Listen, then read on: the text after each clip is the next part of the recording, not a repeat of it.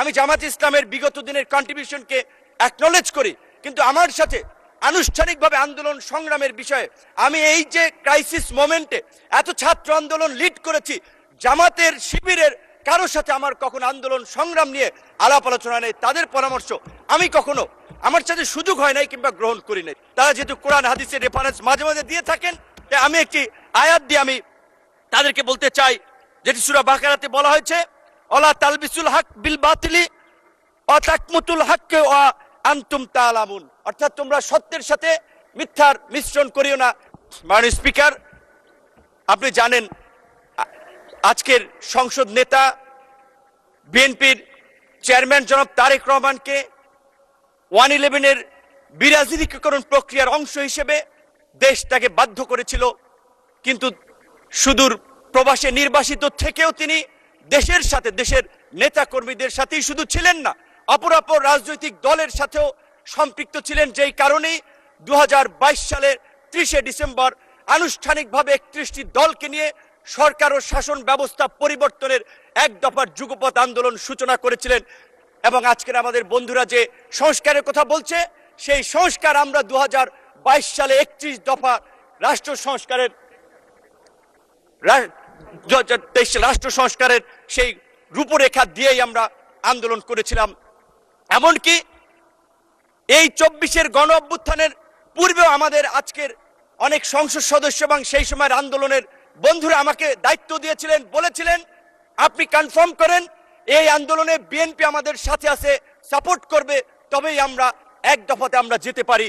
তারই ধারাবাহিকতায় আমি যেদিন গ্রেপ্তার হই 19শে জুলাই দিবাগত রাত 20 তারিখে পড়ে গেছে, সেদিন আজকের আমার ডান পাশে বসা মাননীয় তথ্যমন্ত্রী জহিরুদ্দিন স্বপন তার মোবাইল ফোনে আমির খসরু মাহমুদ চৌধুরী, বিএনপির প্রেস উইং এর কর্মকর্তা সাইরুল কবিরের মাধ্যমে বিএনপির মহাসচিব, আজকের এলজিআরডি মন্ত্রী, তাদের সাথে কথা বলি।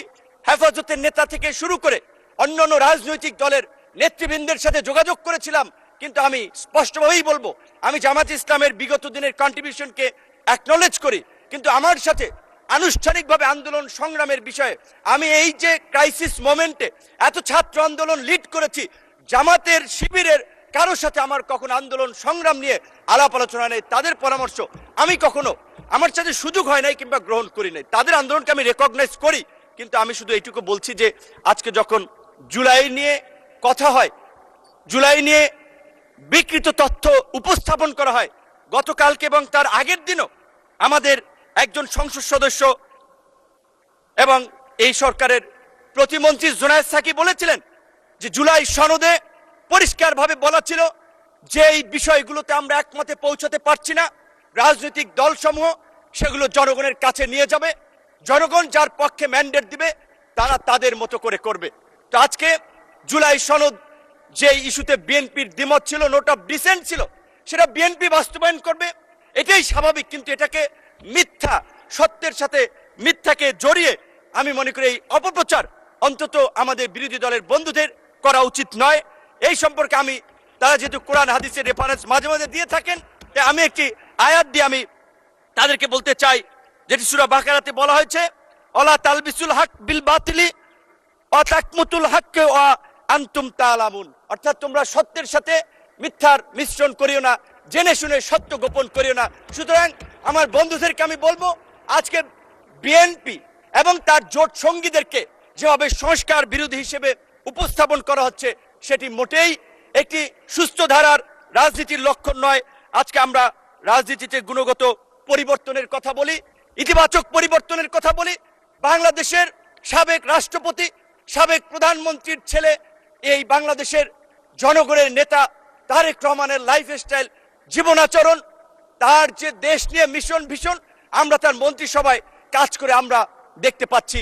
তাই আমি আমার বিরোধী দলের বন্ধুদেরকে বলবো, আপনারা তর্কের খাতিরে তর্ক, বিরোধিতার খাতিরে বিরোধিতা না করে আল্লাহর রাস্তে এই 5 বছর এই সরকারকে গঠনমূলক সমালোচনা এবং ইতিবাচক পরামর্শের মাধ্যমে সহযোগিতা করুন। ইনশাআল্লাহ আমরা তারেক রহমানের নেতৃত্বে আগামী 5 বছর এই দেশকে একটি অনন্য উচ্চতায় এগিয়ে নিয়ে যাব।